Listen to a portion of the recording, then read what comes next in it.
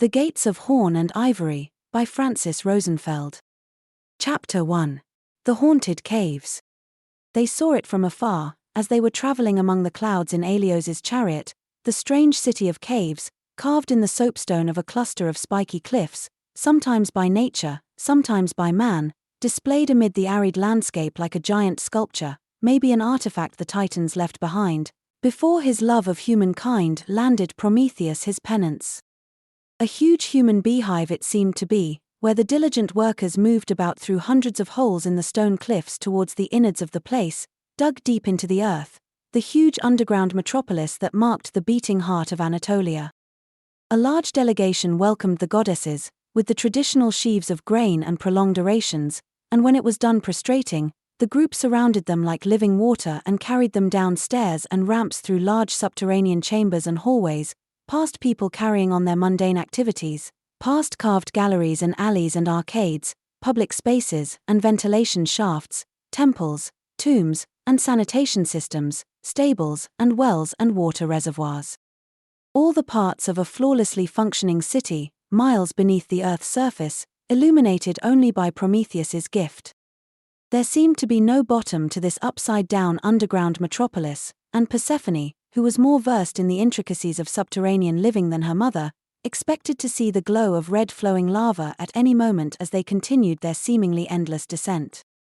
The journey ended in the lowermost chamber, a huge arched cave, 50 feet tall, with painted walls depicting epic battles, and scenes of daily activities, prayers for the dead, devotions of the living.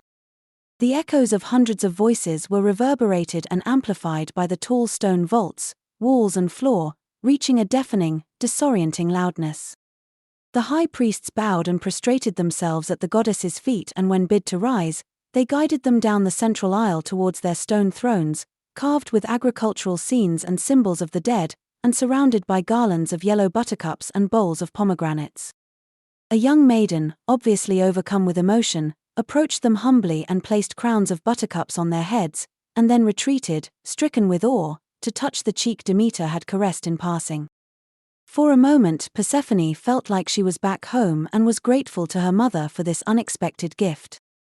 The voices ceased suddenly when a group of priests brought grains and fruit and livestock for the blessing, as the sacrificial fires were stoked and made fragrant with large bundles of dried sage, chamomile and mint.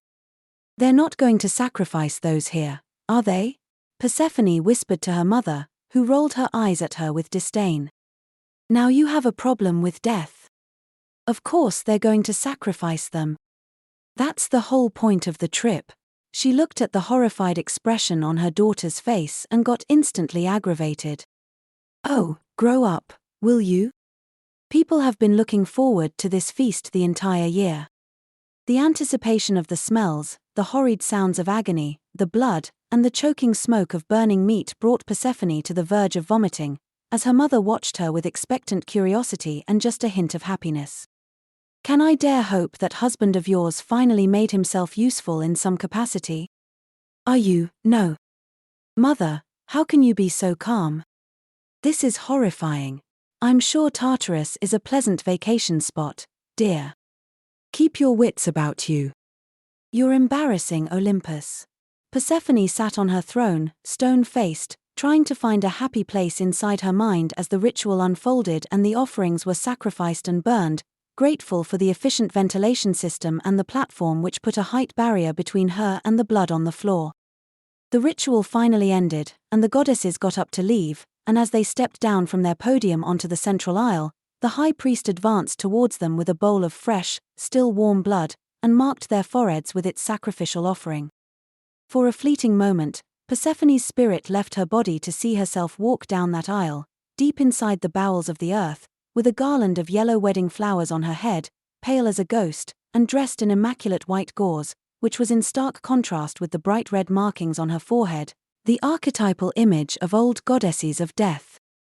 She looked at her mother, who was as poised as ever, assuming her role as patroness of the crops and tonic bringer of the harvest with graceful ease, at peace with life, death and all the stages in between.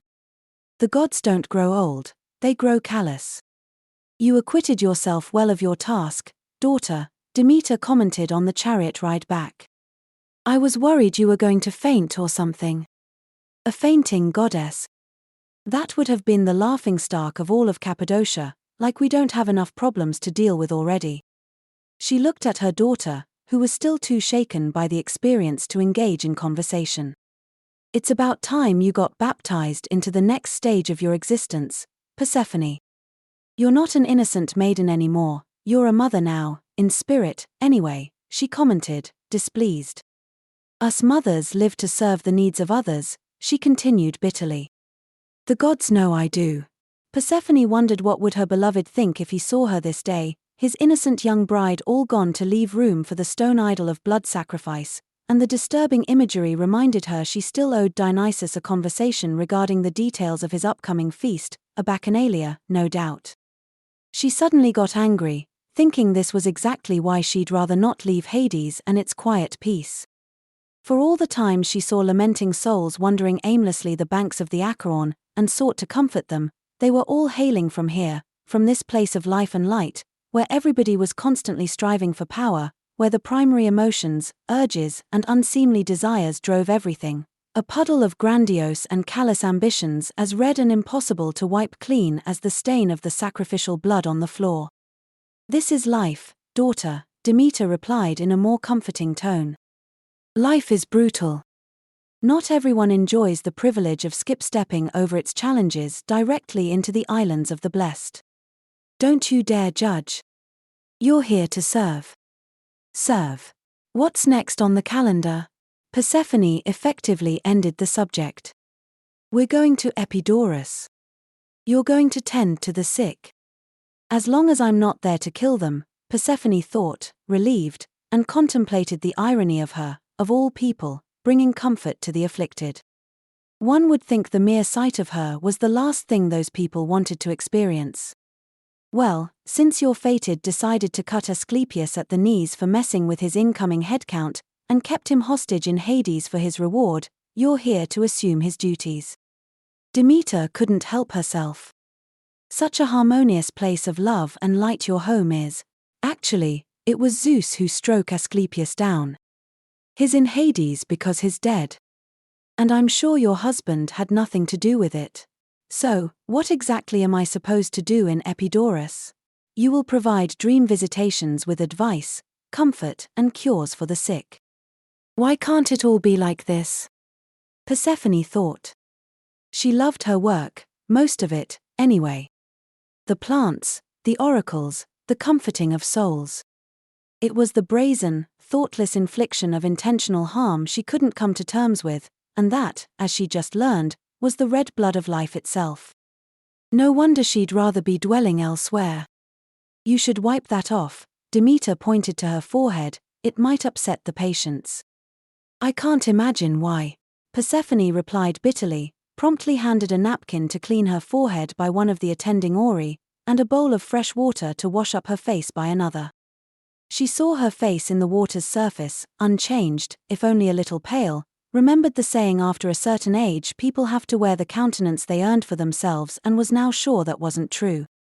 All of world's cruelty stays neatly hidden behind a facade of blameless faces, of faces just like hers. She rested her eyes on the slow-moving landscape below. She was sure they were traveling faster than time itself in Helios's chariot, it's just one could barely tell, so high up in the sky. From far above, the cradle of life looked so beautiful, so peaceful, a true blessed Eden. No wonder the Olympians did not understand its struggles. Dusk was approaching, and as Persephone's friend Nyx covered the earth with her mantle, the landscape turned into a black velvet map dotted by points of light, almost like a mirror image of the starry realm. The thick or rarefied clusters of those lights marked the edges of the seas and the crossroads of traveling routes, a very different way of experiencing life's activating principles than one got to see during the day. The night map was so much more telling in terms of people's priorities and focus, stripped bare of the artifice meant for life's embellishment. You're biased, of course, Demeter commented, then turned to the Phaeton driver. We made good time. We'll be there just after the afflicted fall asleep. I'd like to skip the pageantry and get directly down to work for a change, and hopefully get in and out without unnecessary delays. It's been a long day. We're all tired. She brought her attention back to her daughter. Persephone, have some ambrosia, dear. You have eaten nothing all day and you'll be useless if you're light-headed. Persephone received the bowl promptly offered by a third aura and obediently ate the food of the gods.